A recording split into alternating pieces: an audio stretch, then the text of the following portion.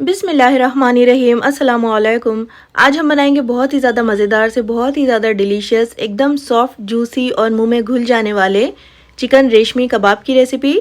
इसको हम कुछ अलग तरीके से बनाएंगे और बहुत ही ज़्यादा मज़ेदार से ये कबाब बनकर तैयार होते हैं। आप इनको पराठों के साथ, नान के साथ, हरी चटनी और प्याज के लच्छों के साथ सर्व कर सकते हो। दावतों के लिए आप इसको बना सकते हो। ना तो ये कबाब टूटेंगे और ना ही हार्ड होंगे। बहुत ही ज़्यादा ज़बरदस्त रेसिपी है। तो सबसे पहले यहाँ पर एक मिक्सी के जार में हम सबसे पहले 8 से 10 तीखी वाली हरी मिर्ची ऐड करेंगे। तो इस कबाब में जो भी तीखापन आएगा हरी मिर्चों से और काली मिर्चों से ही आएगा। और मिर्चों को हम इस तरह से मोटा मोटा सा पीस लेंगे, बिना पानी डाले ही आपने इसको पीस लेना है। इस तरह से इसका पेस्ट बनाकर तैयार कर लेना है। और अब इसमें हम 600 ग्राम के जितना बोनलेस चिकन ऐड करेंगे। तो चिकन को मैंने अच्छी तरह से धोने के बाद छलनी में रख दिया था, जिससे कि चिकन का पूरा पानी जो है निकल गया है। और अगर चिकन में थोड़ा बहुत पानी रह भी जाता है तो कोई दिक्कत नहीं होगी, क्योंकि हम इस कबाब को इस तरीके से बनाएंगे कि ये बिल्कुल भी टूटेंगे नहीं। अब इसमें हम 1.5 टेबलस्पून भरकर अदरक लहसुन का पेस्ट ऐड करेंगे और साथ ही इसमें 1 टीस्पून या फिर चिकन के हिसाब का नमक ऐड कर लीजिए। नमक एहतियात से डालिएगा, आगे हम इसमें चाट मसाला भी ऐड करने वाले हैं। 1 टीस्पून सफ़ेद मिर्चों का पाउडर, 1 टीस्पून भरकर डालेंगे इसमें काली मिर्चों का पाउडर और साथ ही 1 टीस्पून भुना कुटा ज़ीरा ऐड कर लीजिए और 1 टेबलस्पून डालेंगे इसमें धनिया पाउडर। और इन तमाम चीज़ों को अच्छी तरह से पीस लेंगे और स्मूथ सा इसका कीमा बनाकर तैयार कर लेंगे। देखिए इस तरह से चिकन को आपने बिल्कुल फाइन सा पीस लेना है। जितना बारीक हो सके उतना चिकन को पीस लीजिएगा, जिससे कि हमारे जो कबाब है बहुत ही ज़्यादा सॉफ्ट बनकर तैयार होंगे। अब देखिए कीमे के इस मिक्सचर को मैंने एक मिक्सिंग बाउल में ट्रांसफ़र कर लिया है। अब हम इसमें 2 मीडियम साइज़ के प्याज डालेंगे, बिल्कुल बारीक सा मैंने इनको चॉप कर लिया है। उसके बाद अच्छी तरह से निचोड़ करके इसका पूरा पानी निकाल दिया है। प्याज को हम डाल देंगे कीमे में और इसी के साथ ही यहाँ पर मैंने मुट्ठी भरकर ताज़ा कटा हुआ हरा धनिया लिया है। तो हरा धनिया थोड़ा सा ज़्यादा ही डालिएगा, टेस्ट बहुत ही ज़्यादा अच्छा आएगा। और अब हम इसमें 2 टेबलस्पून मक्खन ऐड करेंगे। इससे हमारे कबाब बहुत ही ज़्यादा सॉफ्ट और जूसी बनेंगे। साथ ही यहाँ पर देखिए मैंने दूध के ऊपर जो मलाई होती है उसको अच्छी तरह से फेंट लिया है। 3 टेबलस्पून भरकर हम ये मलाई कबाब के मिक्सचर में ऐड कर लेंगे। मलाई डालने से कबाब बहुत ही ज़्यादा रिच और फ्लेवरफुल बनकर तैयार होंगे। इसके बजाय आप चाहो तो फ्रेश क्रीम जो आती है वो डाल सकते हो। 10 से 15 बादाम को यहाँ पर मैंने फाइन पाउडर की तरह पीस लिया है। आप चाहो तो बादाम के बजाय काजू का पाउडर भी इसमें डाल सकते हो। और साथ ही हम इसमें 1 teaspoon chaat masala powder add करेंगे और इसी के साथ आधा टीस्पून डालेंगे गरम मसाला पाउडर। और अब इन तमाम चीज़ों को हम अच्छी तरह से मिक्स करेंगे। कीमे के साथ मिक्स करते हुए अच्छी तरह से इसको मिलाएंगे। तो तकरीबन 4 से 5 मिनट के लिए आपने इन तमाम चीज़ों को अच्छी तरह से मसल कर मिक्स करना है, जिससे कि हमारे कबाब बहुत ही ज़्यादा टेस्टी, बहुत ही ज़्यादा डिलीशियस बनकर तैयार होंगे। अब यहाँ पर देखिए तकरीबन 5 मिनट हो गए हैं, मैंने इसकी अच्छी तरह से मिक्सिंग कर ली है, तमाम चीज़ें अच्छी तरह से मिल गई है।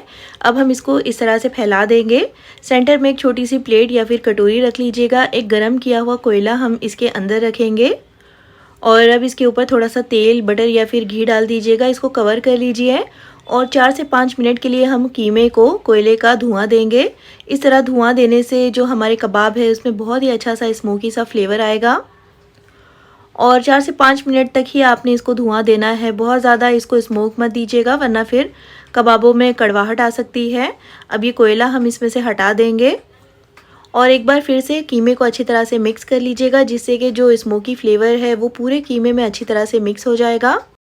और उसके बाद हम कीमे को तकरीबन 2 से 3 घंटों के लिए फ्रिज में रख देंगे। अगर आपके पास वक्त कम हो तो आधे से 1 घंटे के लिए ज़रूर रख लीजिएगा। इसको कवर कर देंगे और रख देंगे फ्रिज में। और तकरीबन 2 से 3 घंटों के बाद यहाँ पर मैंने एक ग्रिल पैन लिया हुआ है। इसमें 2 टेबलस्पून तेल, मक्खन या फिर घी ऐड कर लीजिए। ब्रश की मदद से तेल को अच्छी तरह से फैला दीजिएगा। अच्छी तरह से पैन को तेल से ग्रीस कर लीजिए। तो यहाँ पर मैंने ग्रिल पैन का इस्तेमाल किया है। आपके पास अगर नॉर्मल नॉन स्टिक पैन हो तो आप उसमें भी इन कबाबों को बना सकते हो। और अब इस कीमे को हम ग्रिल पैन में डाल देंगे। अच्छी तरह से स्पैचुला की मदद से इसको फैला दीजिएगा ग्रिल पैन के अंदर। और यहाँ पर गैस की जो फ्लेम है इस वक्त ऑफ है। इस वक्त हमें फ्लेम को ऑन नहीं करना है। पहले अच्छी तरह से ये जो कीमा है इसको फैला दीजिए। अच्छी तरह से इसको इवन कर लीजिए। चारों किनारों को बिल्कुल स्मूथ कर लीजिएगा। कहीं से मोटा कहीं से पतला आपने इसको नहीं रखना है। देखिए इस तरह से इवन सी इसकी लेयर बनाकर तैयार कर लीजिए। थोड़ा सा स्पैचुला के ऊपर तेल लगा लीजिएगा जिससे कि ये कीमा इसके ऊपर चिपकेगा नहीं। और अच्छी तरह से इसको फैला देने के बाद हम इसके ऊपर इस तरह से मार्किंग करेंगे। तो स्पैचुला पर आपने तेल खूब अच्छी तरह से लगाना है जिससे कि कीमा इसके ऊपर बिल्कुल भी नहीं चिपकेगा और बिल्कुल क्लीन और नीट सी इसकी मार्किंग हो पाएगी। तो यहाँ पर मैं इसको मीडियम साइज़ के कबाबों की शक्ल दे रही हूँ। आप बड़े या फिर छोटे अपनी मर्ज़ी के हिसाब से जिस तरह से भी आप इन कबाबों को बनाना चाहो बना सकते हो। देखिए अब इस तरह से मार्किंग कर लेने के बाद हम गैस की फ्लेम को ऑन कर लेंगे और लो फ्लेम पर हमें इन कबाबों को फ्राई करना है, सेकना है। तो इस तरह से पैन का जो डायरेक्शन है उसको चेंज करते हुए हम कबाबों को सेकेंगे जिससे कि फ्लेम जो है सिर्फ सेंटर में ही नहीं लगेगी, चारों किनारों पर भी आपने कबाबों को अच्छी तरह से सेकना है इस तरह से पैन को घुमाते हुए। और यहाँ पर देखिए तकरीबन 4 से 5 मिनट तक मैंने एक तरफ से इन कबाबों को सेक लिया है लो फ्लेम पर। अब हम एहतियात से इसकी साइड्स को पलट देंगे। तो स्पैचुला की मदद से ही एक एक कबाब को इस तरह से उठा करके इनको फ्लिप कर दीजिए। और देखिए एक तरफ से कबाबों के ऊपर बहुत अच्छा सा कलर आ गया है, बहुत अच्छे से इसके ऊपर मार्क्स भी आ गए हैं। और इनको पलट करके दूसरी तरफ से भी हमें इन कबाबों को लो फ्लेम पर ही सेकना है 3 से 4 मिनट के लिए मज़ीद, जिससे कि दूसरी तरफ से भी कबाबों के ऊपर अच्छा सा कलर आ जाएगा और अच्छी तरह से ये पक जाएंगे। थोड़ा सा इनके ऊपर ऑयल ब्रश कर दीजिएगा, बहुत ज़्यादा ऑयल का इस्तेमाल हमें यहाँ पर नहीं करना है। अब यहाँ पर देखिए इन कबाबों को मुझे सेकते हुए टोटल 8 से 10 मिनट हो गए हैं। बहुत अच्छी तरह से ये कबाब जो है पककर तैयार हो गए हैं। देखिए दूसरी तरफ भी इनके ऊपर बहुत अच्छे से मार्क्स आ गए हैं, बहुत अच्छा सा इनके ऊपर कलर आ गया है और अच्छी तरह से ये कबाब पक भी गए हैं क्योंकि कीमा हमने बिल्कुल बारीक सा पीस कर तैयार किया था। तो इनको पकने में बहुत ज़्यादा टाइम नहीं लगेगा और बहुत ज़्यादा देर तक भी आपने इनको पकाना नहीं है, वरना फिर कबाब जो है अंदर से बिल्कुल ड्राई से हो जाएंगे।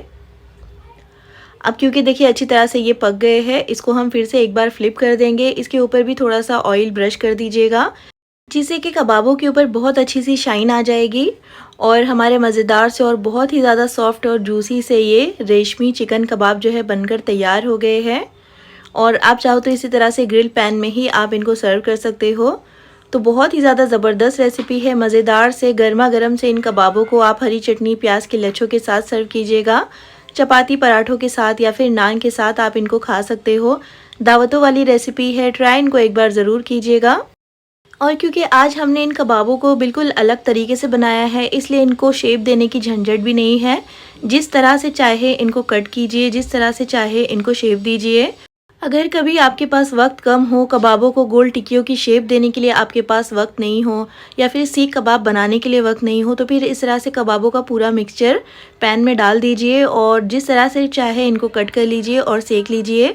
झटपट से ये कबाब बनकर तैयार हो जाएंगे और दिखने में भी ये कबाब काफ़ी यूनिक और मज़े के लगते हैं। तो फिर ट्राई एक बार ज़रूर कीजिएगा इस आसान सी, मज़ेदार सी और बहुत ही ज़्यादा यूनिक रेशमी कबाब की रेसिपी को। और अगर रेसिपी पसंद आती है तो प्लीज़ इसको लाइक और चैनल को सब्सक्राइब करना बिल्कुल भी मत भूलिएगा और कमेंट करके ज़रूर बताइएगा कि आपको ये रेसिपी कैसी लगी। तो फिर इंशाल्लाह मिलते हैं नेक्स्ट वीडियो में एक और बहुत ही अच्छी रेसिपी के साथ। तब तक अपना ख्याल रखिए, दुआओं में याद रखिए। अल्लाह हाफिज़।